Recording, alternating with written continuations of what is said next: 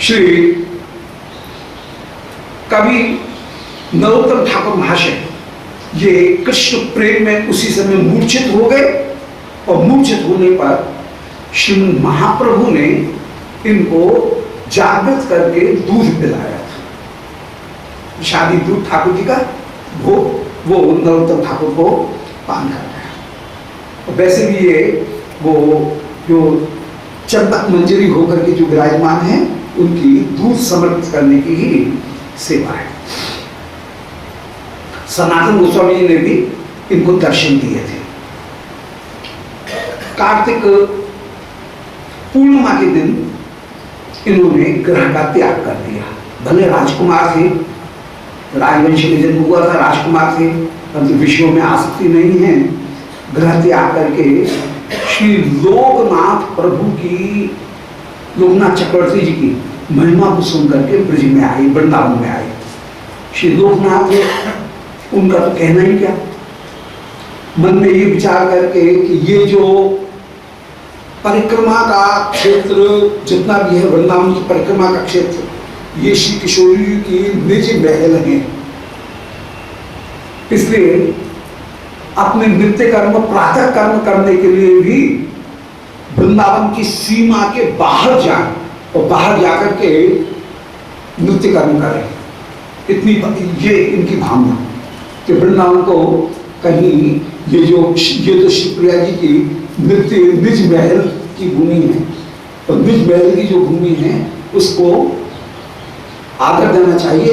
ये विचार करके वृंदावन की सीमा के बाहर निकल करके फिर ये जो परिक्रमा का मार्ग, ये परिक्रमा का मार्ग, परिक्रमा जो है ये रसिकों को कभी मन में स्फुरित हुई थी। इतनी भूमि में उन्होंने श्री किशोरी जी की नृत्य कुंज का दर्शन किया।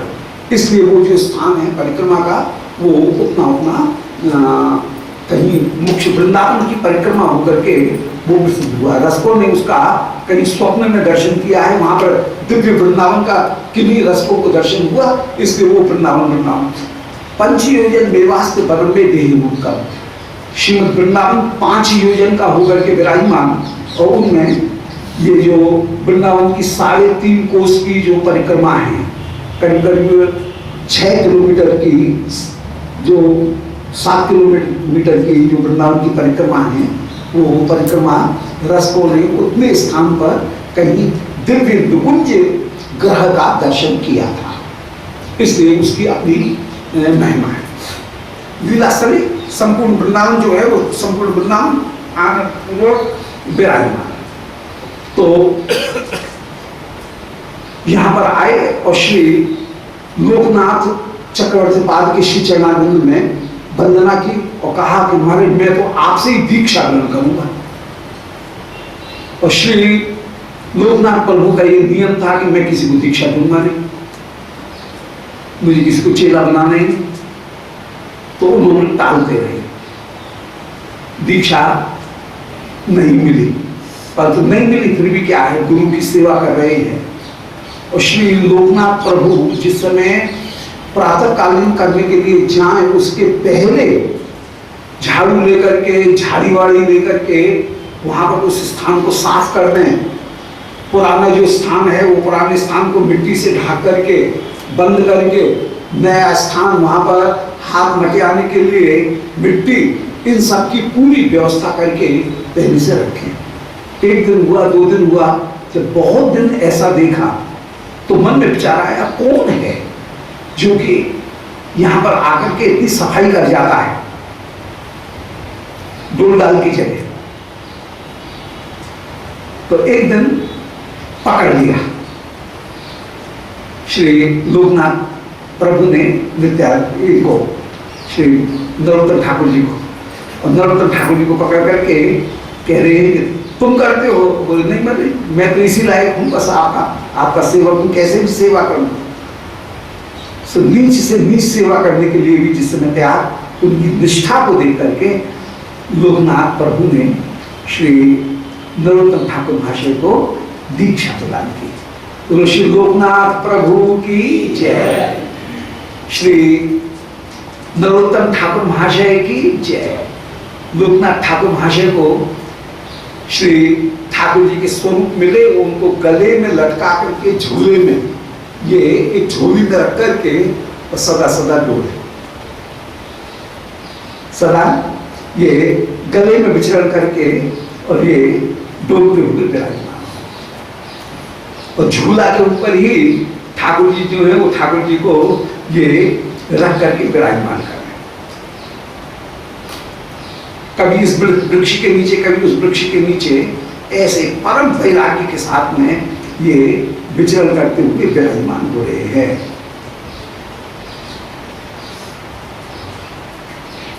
श्री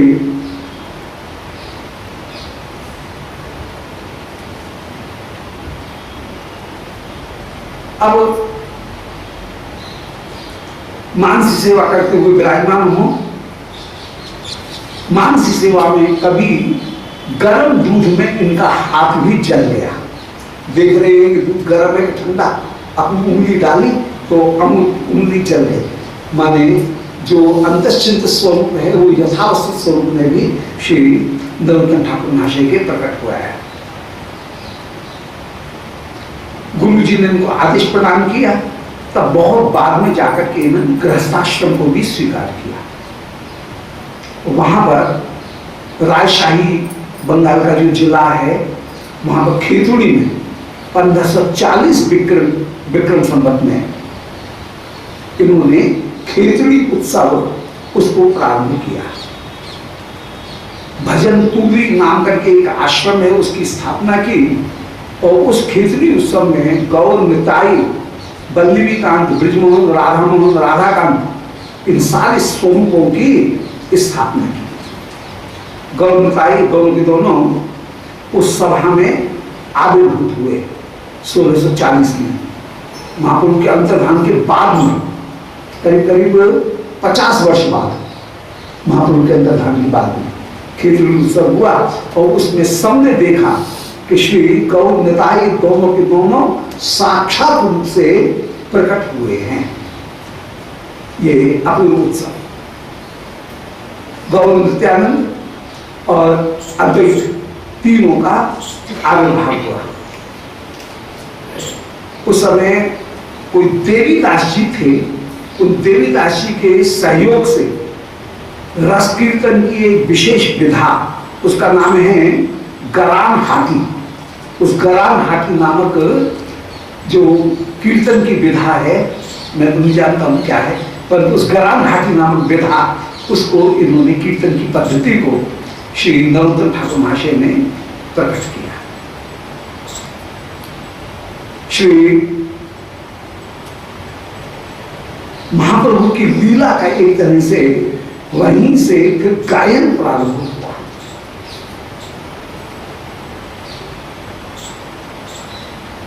इन्होंने त्रिपदी छंद में प्रार्थना, प्रेम भक्ति चंद्र का इनको प्रकट किया।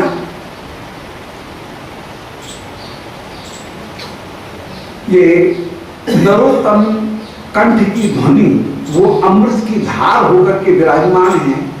नरोत्तम के कंठ की ध्वनि का जो जप करे उसके हृदय में अपूर्व तृष्णा बढ़ती है। ये नरोत्तम ठाकुर की विशेष रूप से विशेषता है। नरोत्तम विलास में उनके चरित्र का विस्तार पूर्वक वर्णन किया गया। श्री 1639 विक्रम संवत में यहां पर जीव गोस्वामी जी ने इनको अपने पास में रखा और जीव गोस्वामी जी से इन्होंने फिर भजन की शिक्षा दी। जीव गोस्वामी जी उसमें विराजमान थे, तो जीव गोस्वामी जी के समकालीन होकर के विराजमान है। तो उस समय इन्होंने, जीव गोस्वामी जी का जो समय है वो 1568 से लेकर के 1658 तक इनका समय रहा, और 1540 में खेतुड़ी उत्सव हुआ। उस समय जीव गोस्वामी जी विराजमान थे। यहां से जितने भी रूप सनातन के ग्रंथ थे, उन सारे ग्रंथों को लेकर के श्री नरोत्तम श्रीवास और श्री श्यामानंद, ये तीनों के तीनों बंगाल जिस समय जा रहे थे। बंगाल के सब भक्तगणों को बड़ी अभिलाषा कि हमको वस्तु प्राप्त हो, इसलिए सब के सब बंगाल जिस समय जा रहे थे उस समय विष्णुपुर, बहरामपुर विष्णुपुर, वहाँ के राजा की डाकुओं के साथ में भी कुछ मेल जोल था और उसने डाकुओं को कर्ण पिशाची सिद्ध थी, तो उस देवी ने आकर के कह दिया कि ये जो राहगीर जा रहे हैं इनके गाड़ा में बहुत बड़े रत्न हैं। बात तो झूठी नहीं, ग्रंथ की रत्न थे, इनसे बढ़कर के तो कोई रत्न हो नहीं सकता है। बोले रत्न जा रहे हैं और इतने दुर्लभ रत्न, ये रत्न है। ऐसा कर्ण पिशाची ने, इन्होंने पूछा कि ये यात्री जो जा रहे हैं इनके पास में क्या माल है।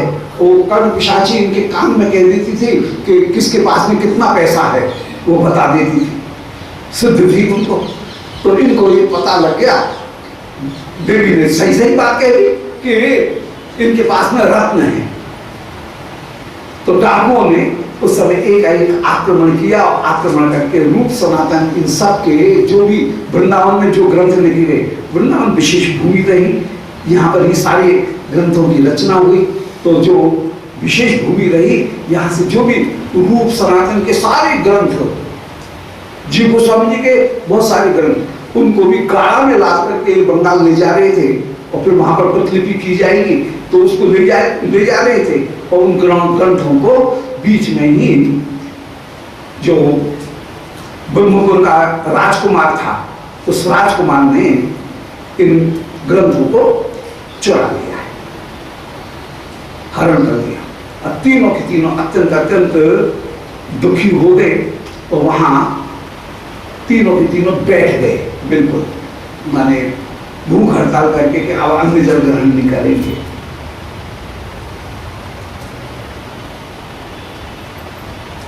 बाद में जब श्रीवास पंडित श्रीनिवासी के उस अपूर्व वैराग्य को देखा, उस समय उस राजकुमार की बुद्धि फिर बाद में पलट गई और जिसने ग्रंथों को चुराया वो ही उन ग्रंथों का संरक्षण करने वाला बन गया। और उसने उन ग्रंथों की प्रतिलिपि करवाई और प्रतिलिपि करवा करके उन्हीं ग्रंथों के अनेक प्रतिलिपि करवा करके और उनको विशेष जगह, क्योंकि उस समय छापा भी प्रकट हो गया था, छापा तो आ गया था, परंतु उतना प्रचार नहीं था। प्रतिलिपि जो है वो प्रतिलिपि करवा करके उस समय उनको उन ग्रंथों का खूब प्रचार करवाया, उसने उन ग्रंथों का संरक्षण किया। और श्री इस प्रकार फिर खेतड़ी उत्सव, वो खेतड़ी उत्सव उन ग्रंथों की दोबारा प्राप्ति होने के परम आनंद में, एक तरह से परम महामहोत्सव में ग्रंथ मिल गए हैं, इस बात को ही कहीं विशेष रूप से लेकर के खेतड़ी उत्सव वहां पर मनाया गया। और खेतड़ी उत्सव में अपूर्व आनंद जो है उनकी प्राप्ति हुई।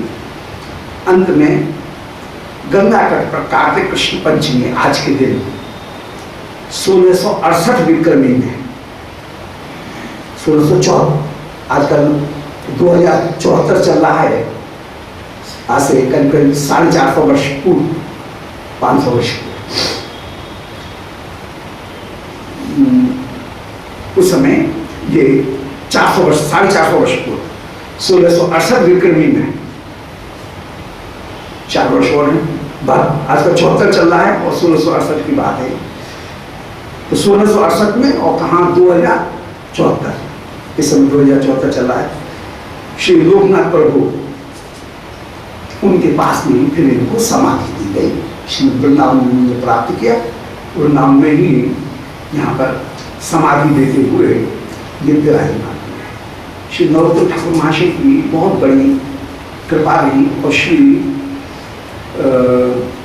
लोकनाथ गोस्वामी पाद की जो लीला मंदिरी होकर के विराजमान हैं, उनकी विशेष रूप से उनके ऊपर कृपा रही। और ये अपूर्व से उनकी कृपा प्राप्त करने के लिए कितना इन्होंने प्रयत्न किया। श्री राधा विनोदी लाल जी को कंठ में धारण करके विचरण करते थे श्री लोकनाथ पर। फिर राधा विनोदी लाल जी आजकल फिर जयपुर में पढ़ा वहां पर विराजमान है। तब बोलो श्री नरोत्तम ठाकुर महाशय की जय। श्री कृष्ण भावनामृत महाकाव्य उसके अंतर्गत श्रीमद् वृंदावन की अपूर्व जो शोभा, उस अपूर्व शोभा का वर्णन कर रहे हैं। श्री पधारे हैं प्रियालाल दोनों के दोनों उस समय श्रीमद् वृंदावन में पधारे।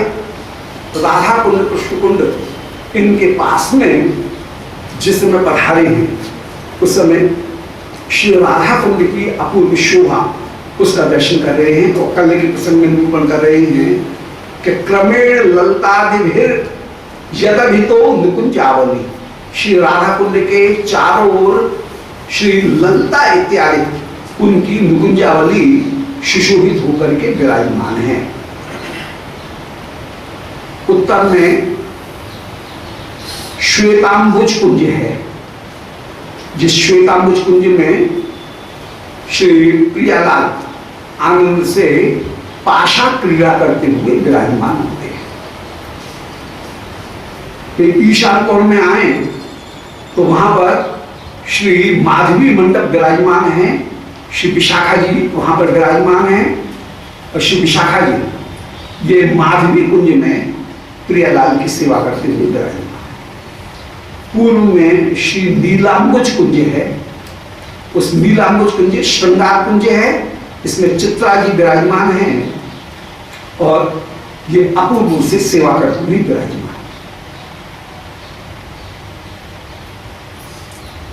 यहां पर ललता जी के कुंज में रूप मंजरी, श्री ईशान में विशाखा जी के कुंज में रथ मंजरी, पूर्व में नीलांबुज कुंज चित्रा जी के कुंज उसमें श्री लवंग मंजरी जी मैंने सनातन गोस्वामी जी विराजमान।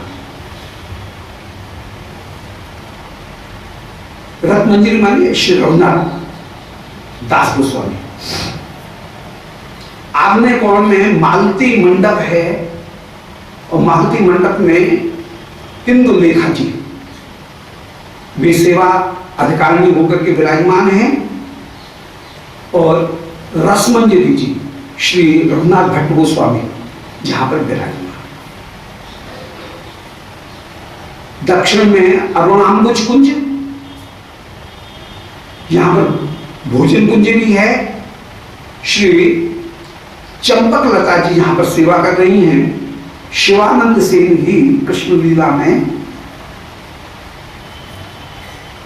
ये चंपक लता जी के स्वरूप में है और गुण मंजरी श्री गोपाल भट्ट गोस्वामी गुण मंजरी जो नित्य कृष्ण लीला में गुण मंजरी हैं और श्री महाप्रभु की लीला में जो गोपाल भट्ट होकर के विराजमान वे वहां पर विराजमान है। नैऋत्य कोण में श्री नव मल्लिका मंडप है, यहां पर श्री रंग देवी जी विराजमान हैं। महाप्रभु की लीला में रंग देवी जी का स्वरूप है श्री गदाधर भट्ट गोस्वामी या श्री गोविंद घोष। श्री रंग देवी जी का स्वरूप है गदाधर भट्ट गोस्वामी जी का। मंजुलाली जी माने लोकनाथ गोस्वामी जी वहां पर मंजरी रूप में विराजमान है। शेखावती ये उपसखी है। पश्चिम जो दिशा है उसमें हेमांबुज कुंज, हेमांबुज कुंज में श्री तुंग विद्या जी विराजमान हैं। हेमांबुज कुंज में विशेष रूप से शयन कुंज है। श्री बकरेश्वर पंडित ही महाप्रभु के स्वरूप में जो तुंग विद्या हैं वे बकरेश्वर पंडित होकर के विराजमान हुई और विलास मंजरी श्री जीव गोस्वामी जी महाप्रभु की लीला में वे वहां पर विराजमान। कंदर्प मंजरी ये उपसखी है और वायव्य कोण में स्वर्णमुखी मंडप है जिसमें श्री सुदेवी जी जहां पर विराजमान हैं। वासुदेव घोष सुदेवी जी के स्वरूप हैं। कस्तूरी मंजरी श्री कृष्णदास कविराज गोस्वामी वे ही श्रीमद् महाप्रभु में महाप्रभु की लीला में कस्तूरी मंजरी जी विराजमान। एक बार दोबारा स्मरण कर लें। उत्तर में श्वेतांबुज कुंज, पाशा पीड़ा, श्री ललिता या स्वरूप दामोदर,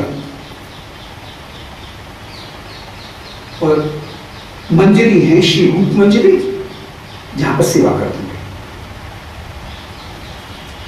ईशान कोण में माधवी मंडप, वहां पर श्री विशाखा जी, विशाखा जी का स्वरूप है श्री राय रामानंद, और श्री रथ मंजरी जी रघुनाथ दास गोस्वामी जी वहां पर मंजरी रूप में विराजमान। कमल पत्र जो है उसकी जो जहां मिलता है जो वहां पर श्री रथ मंजरी जी विराजमान। पूर्व में श्री नीलांबुज कुंज, चित्रा जी या गोविंदानंद ये वहां पर विराजमान, और श्री लवण मंजरी जी वहां पर सेवा करते हुए विराजमान। आग्नेय कोण में मालती मंडप, वहां पर श्री इंदुलेखा जी विराजमान हैं। बसु रामानंद वहां पर विराजमान है। राय रामानंद बसु रामानंद जो है वो ही इंदुलेखा है, और रसमंजरी जो है श्री रघुनाथ भट्ट गोस्वामी वे वहां पर सेवा करते हुए विराजमान।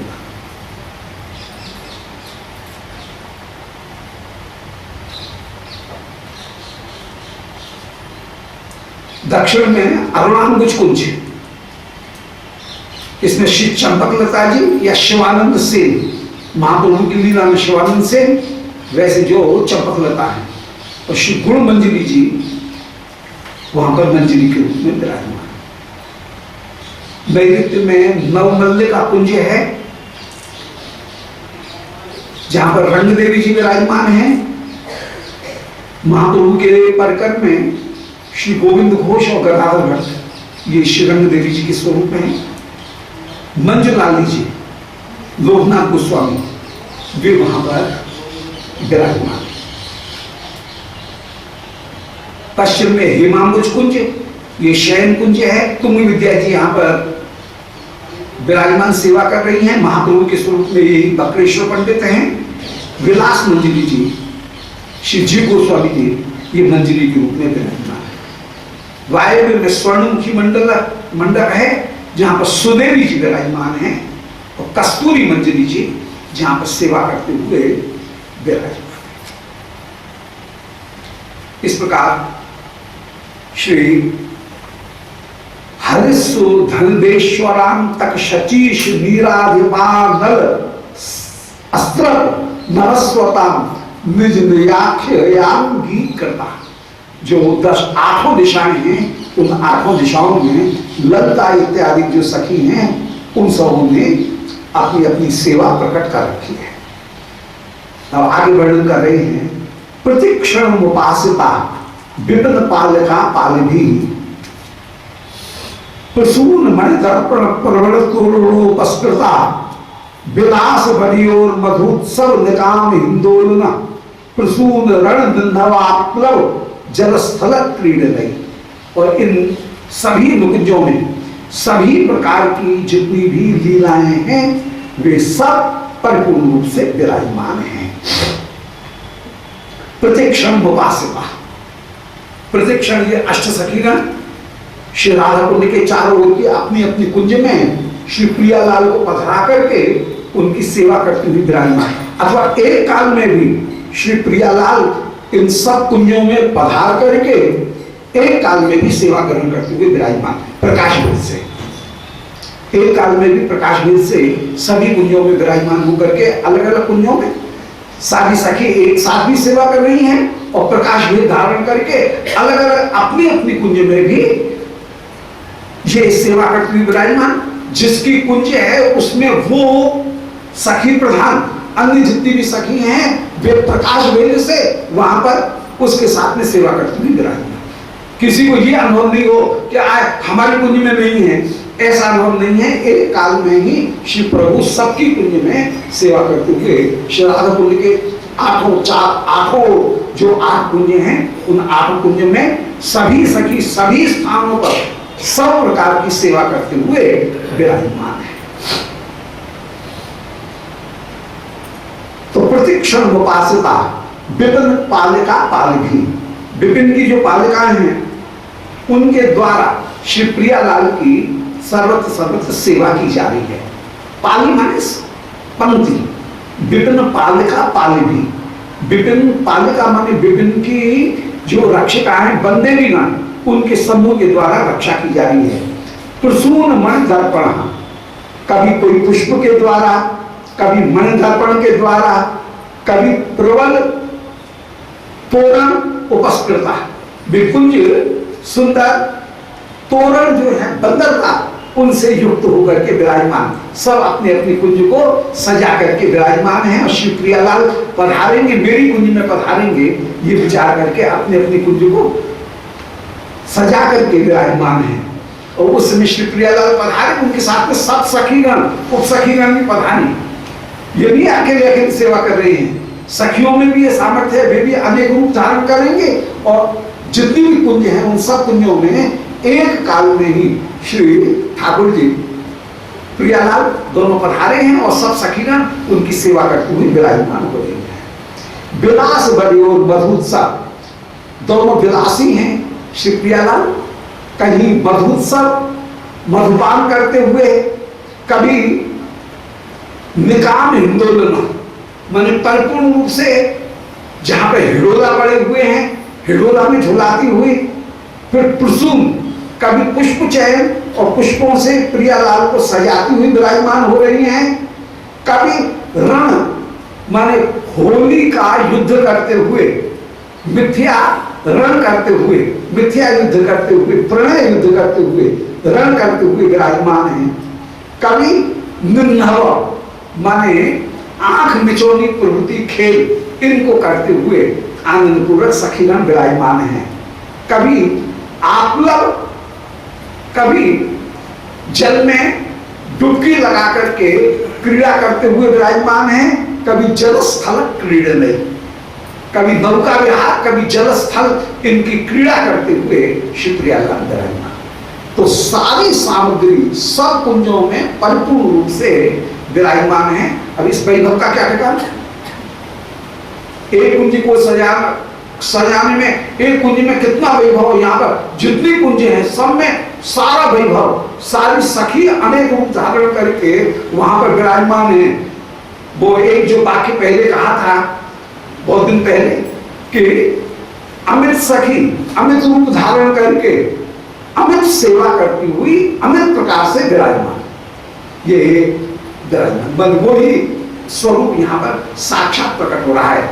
अमित सखी हैं, वे अमित सेवाओं को अमित प्रकार से अमित रूप धारण करके करती हुई विराजमान हो रही है।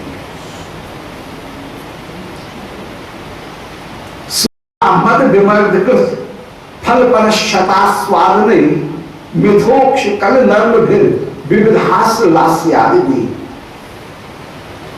अब यहां पर अपूर्व अपूर्व जो लीला है वो लीला हो रही है। लीला कौन कौन सी हैं?